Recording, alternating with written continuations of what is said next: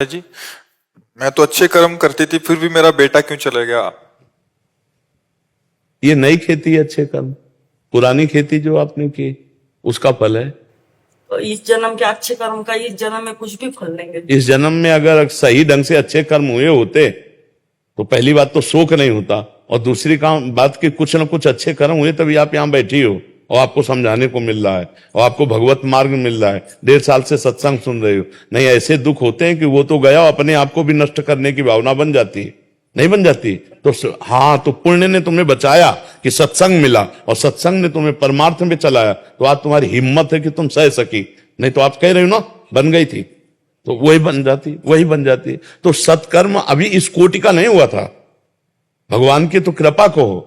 सत्कर्म इस कोटि का नहीं हुआ था। नहीं, सत्कर्म अगर इस कोटि का होता तो आपको क्षोभ ही नहीं होता, आपको पता हो जाता कि खेल है, भगवान की वस्तु थी, मैं अपना मान रही थी। अब सरकारी आदमी जितने दिन के लिए आया नहीं, ट्रांसफर होगा, जाएगा, सबको जाना पड़ेगा। तो अब ये भगवान की कृपा को कि जो कुछ बना उसका फल मिला साधु संग, और साधु संग से आप संभल गए। तो अगर किसी को ऐसा लगता हो कि वर्तमान में आप कितना भजन किए होगे, आप कितना साधन किए होगे, यहां बचपन से एक ही धंधा है। आज तो हम समाज से भी मिल रहे हैं। जब हमारी यौवन अवस्था थी, अवधूत स्वरूप में रहे, कभी किसी गांव नहीं गए, कभी किसी रसोई में बैठ के भोजन नहीं, कभी किसी छत के नीचे पंखा में नहीं सोए, कभी नहीं। खंडहर या भगवान शिव का मंदिर या वृक्ष और गंगा का किनारा, हमारा हरिद्वार के नीचे से लेकर और काशी विश्वनाथ तक यही यात्रा का हमारा यही रोड रहा पूरे जीवन, और कहीं गए ही नहीं, पूरा जीवन इसी में रहे, और दोनों किडनी फेल है। अब इस जन्म का भजन बोले, इसका क्या फल है कि ऐसी स्थिति में भी हम लगाए आसन बैठे हैं 4 बजे से, वहां सत्संग, यहां एकांतिक। ऐसे किडनी फेलियर नहीं बैठते जैसे तुम्हारे सामने बैठे हैं, कोई परवाह नहीं। हर कितना जिसके किडनी फेल हो उससे बात करके देखना कि तुम्हें कितना कष्ट होता है। हर कष्ट को रौंदे हुए शांति से बैठे हैं। तुम्हें लग रहा है हम कष्ट में हैं, लेकिन हम वहां नहीं है, जहां कष्ट है वहां नहीं है। इसलिए आपको मुस्कुराते हुए आनंद में, तभी लोगों को लगता है किडनी फेल इनकी, झूठी बात करते हैं, इनकी किडनी फेल कैसे है?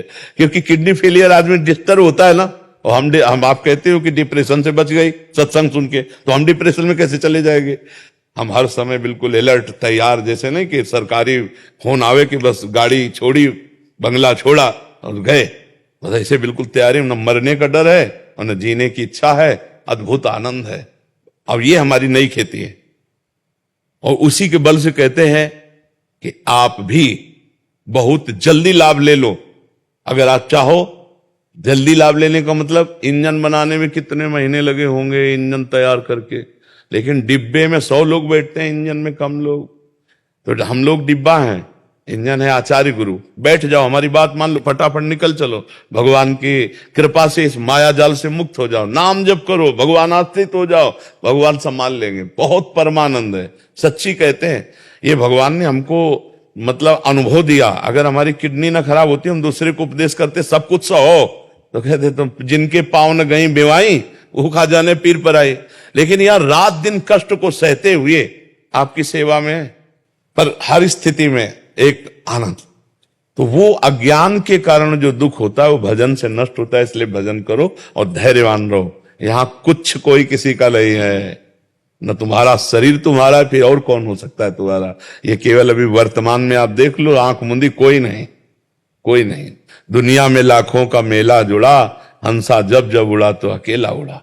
इसलिए निकलो, इस शरीर राग से निकलो, नाम जप करो। न तुम स्त्री हो न पुरुष हो, सच्चिदानंद भगवान के अंश हो, अपने को भूल गए हो, इसीलिए दुखी सुखी हो रहे हो। नहीं तो परमानंद में स्वरूप है, परमानंद में।